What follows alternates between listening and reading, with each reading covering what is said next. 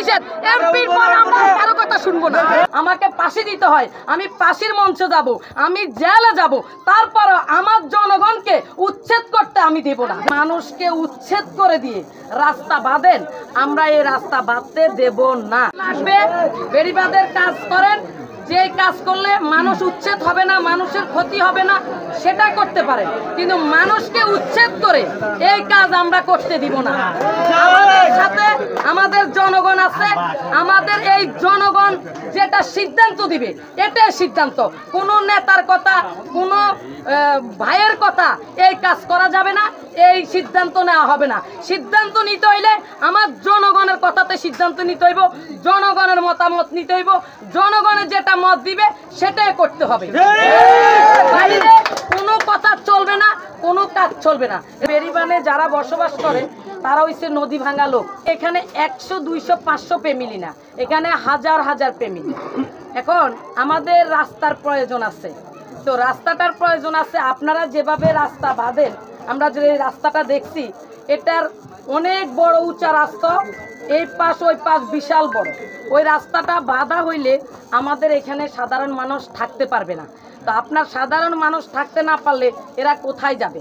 আপনারা যদি রাস্তা বাঁধার প্রয়োজন হয়, যেটা স্বাভাবিক, মানুষের ক্ষতি না হয় যদি রাস্তাটা বাঁধেন, ওয়েলকাম, আমরা অবশ্যই রাস্তা বাঁধতে দেব।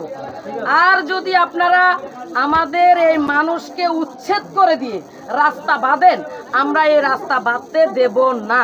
আমরা এখানে এই যে 7, 8, 9 আপনারা নিজের চোখে দেখেছেন যে এখানে ঘনবসতি, হাজার হাজার ফ্যামিলি। এই জনগণ আমার জীবন, এই জনগণ আমার মরণ, এই জনগণ আমার বাবা, এই জনগণ আমার মা, এই জনগণ আমার ভাই, এই জনগণ আমার বোন। আমার জনগণ কষ্ট পাবে, আমার জনগণ উচ্ছেদ হবে, আমার জনগণ দেশ ছেড়ে চলে যাইতে হবে।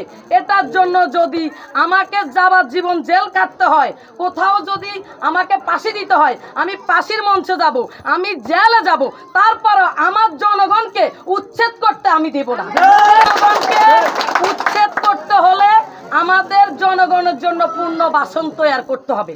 আপনারা জনগণের জন্য পুনর্বাসন তৈরি করে আপনারা বেড়ি একটা না, আপনারা 10টা বেড়ি বাঁধেন, আমাদের কোনো সমস্যা নাই। আপনি যে কমিটির কথা বলেছেন, সেই কমিটি, আমরা এখন কোনো কমিটি আমাদের প্রয়োজন নেই। আমাদের কমিটি হইল জনগণ, কমিটি না হইলেও জনগণ।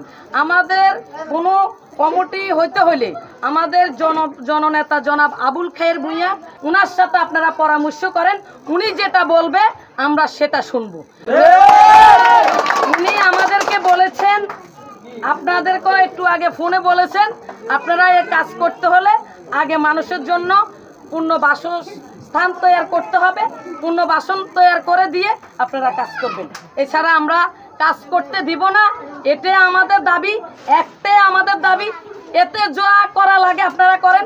যদি আমাদের জনগণরে মেরে ফেলেন, যদি জনগণরে জেলে দেন, জেলে যাবে। তারপরে এখান থেকে এক করো কেউ লড়বে না।